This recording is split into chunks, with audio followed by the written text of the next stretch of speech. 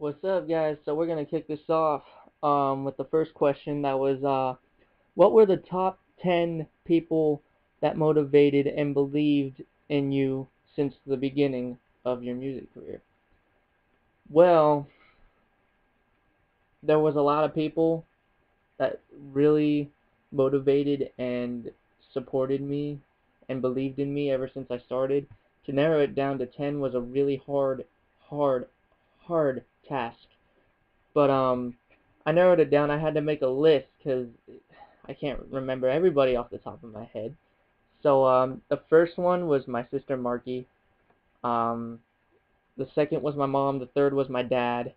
Their family, they're always gonna believe and motivate and support me through no matter what I do, as as long as I stay true to myself and don't change who I am as a person, and I haven't thus far in the 2 years that I've been doing this. So yeah, there's them. Erica Sproles, she's really been another one of my big supporters.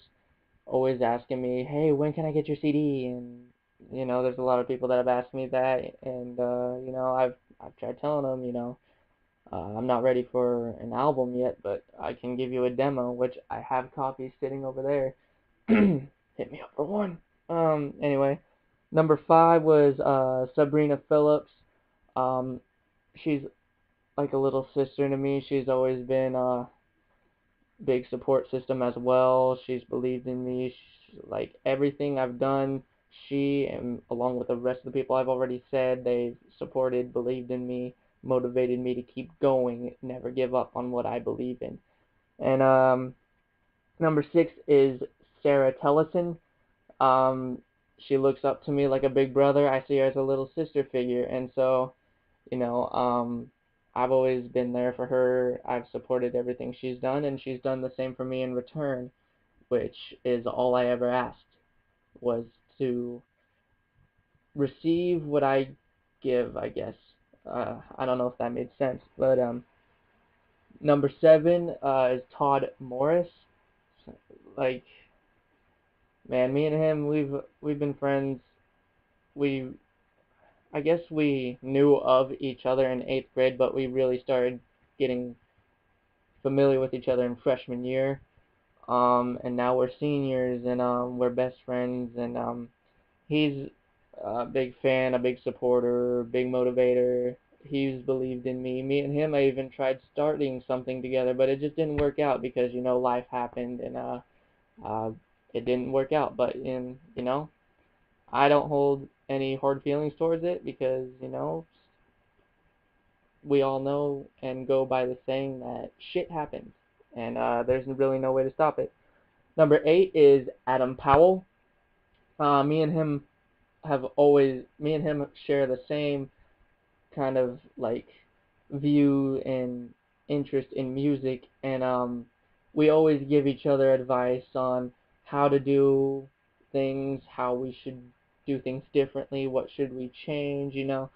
So he's been around the music industry with his father, kind of setting up and taking down sound for shows and events and stuff at Sierra College. So he's kind of been, kind of helped me progress with how I carry myself during live performances, and he's given me a little bit of tips and helpful advice when I'm recording myself and how I should project my voice and how I should deliver my flow. But he's no rapper, but doesn't mean that doesn't mean he doesn't know what he's talking about. So number nine, my brother till the end, Tyler Ferris. Um, 8 years going on this best friend brotherhood type crap. He's always had my back ever since I first, you know, ever since I first met the guy. And man, I don't even know what to say. He's helped me a lot. He's supported me through thick and thin, and he's motivated me to always do my best, and no matter what it is. And music happens to be what it is, and he's helped me a lot through everything. with all that. Last but not least is Gayla Rooks. She is also a sister figure of mine. She was one of the many big support systems I had ever since the beginning. She drew the first piece of fan art, which is big DJJ in the middle of the paper with a mic to the right and a set of headphones with the cord in a wavy look that says Dangerous Joker Joe in it. I mean, it looks pretty dope, and she said it sucked, but I think it looks pretty sick. She's not on the list, but I do have to give a big shout out to this person because she kind of helped me craft my name, Dangerous Joker Joe. Her name is Andrea Rhodes. I know you're watching. Thank you so much for helping me come up with the name, for supporting me since the start. I love you, and yeah, that's that. So that's pretty much the top 10 supporters I've had that have motivated me, who believed in me, and who have supported me since the start.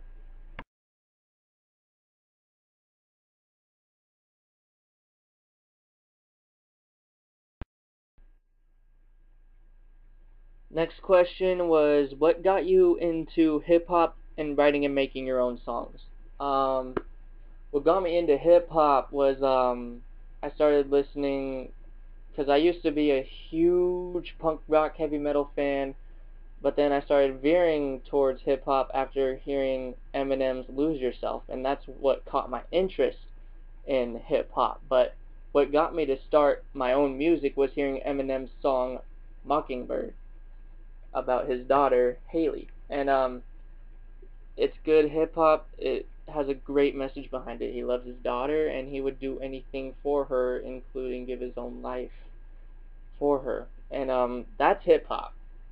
I'll tell you right now, that's straight up hip-hop. And that's what got me interested in hip-hop in general. I started looking up more people. I started looking up mainstream artists like Lil Wayne, 50 Cent, anybody else you could probably think of. And then later on down the road, I started veering away from that, and I started listening to the music of Richie Nix, which is a mix of rock, hip-hop, screamo, and rapping, which is really hard, and singing, and it's really hard to combine all of those into just one craft, and he did it, and he's great at what he does. And so after listening to his own music, I'm like, I gotta start writing my own stuff, and that's basically when I started writing my own material. What got me into that's it as far as what got me into writing my own songs. What got me into making my own songs was um, I wanted I had my own message, and I wanted to get it out there, and that's what got me into making my own songs. I just As of late, I've been going on to YouTube and just straight up asking producers for their beats, and I don't be like, oh, dude, is it okay if I use your beat? I'm gonna use it for this song, and yeah, I'm gonna be selling it to people, and blah blah blah blah blah. That's not how you ask. How I've been asking is, hey man, first off, I really dig your material. You're a very talented producer, and I would really like to do work with your work. And basically, I tell them, to sum it all up, I basically tell them I'm gonna give them credit for their beat. I'm gonna be using it for non-profit uses, and basically, if I want to do anything with it, make a music video, make a promotion video, what have you, I would come to them first before I decided anything. And basically, that's been helping me a lot.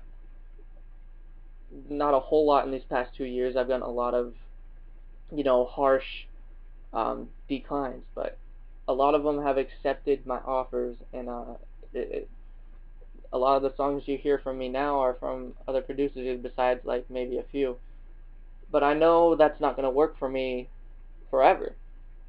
So I gotta start looking into, when I really want to get serious and I want to start making an album, I gotta start talking to producers. I gotta start coming up with money to put albums together and whatnot.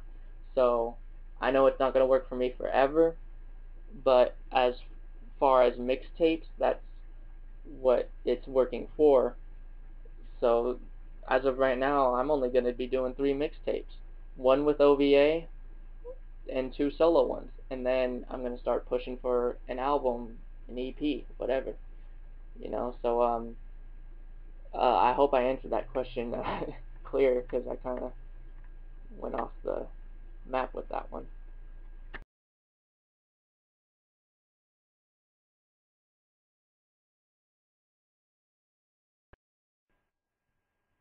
This next question is it's pretty hard to answer because I have a lot of favorite artists, and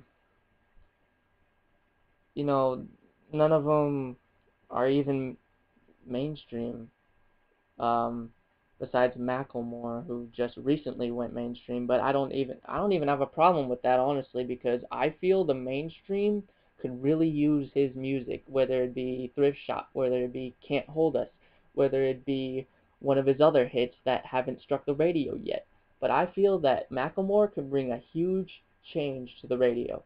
So he's one of my favorite artists, mainly because he speaks his mind about any and everything, which I condemn him for the most. I respect him a lot for it. And other artists besides Macklemore, I like Greaves, I like Atmosphere, I like The Living Legends, Hieroglyphics, anything underground, that's what I'm behind. Mainstream is just a bunch of crap. I don't like hearing music that is putting down females. I don't like hearing music that says it's okay to go out and party. I don't like hearing music that says, "Oh, I'm gonna go out and do drugs." I'm not into that. That's not music. That's just pathetic noise.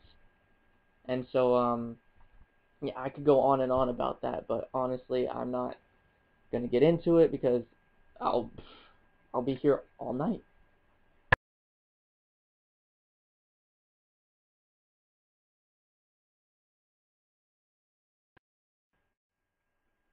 This last question is pretty tough. Where do I see myself in 10 years? You know, I cannot predict my future. I have a lot of high hopes and expectations for it, though. But I'm also keeping them, you know, under control, because I don't want to get my hopes too high and have them crushed later on.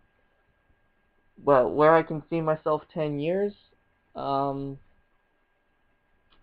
it's a tough one. I see myself owning my own record label slash studio right here in Auburn that is helping broke artists make a name for themselves, and they don't have to change a thing. They don't have to change their sound. They don't have to change their image. They don't have to change nothing.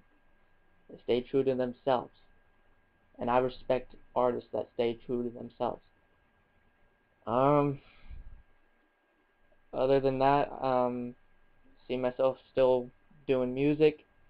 I still see myself doing shows. In 10 years, let's see. I see myself with a couple of successful albums, if not a little more than a couple. Um, Doing tours. Um, like I said, it's unpredictable. Whatever happens, happens. But I do hope that a few of the things I just said happen. I do hope to have my own record label slash studio business right here in Auburn. I do hope to have a few successful albums out. I do hope to go on a few successful tours. Every artist wishes these things, and whether they happen, they happen. If they don't, I tried. But that doesn't mean I'm going to stop doing what I'm doing, because that would just be stupid. I'm going to keep doing what I love to do, whether if I make failures for albums, whether if I don't go on tour at all, whether if this business I hope to own fails. I'm still going to do what I love to do because I'm going out and I'm doing what I love in front of people that support me, and that's really all I ask for. That's really all I ever want. And that's pretty much it for that question.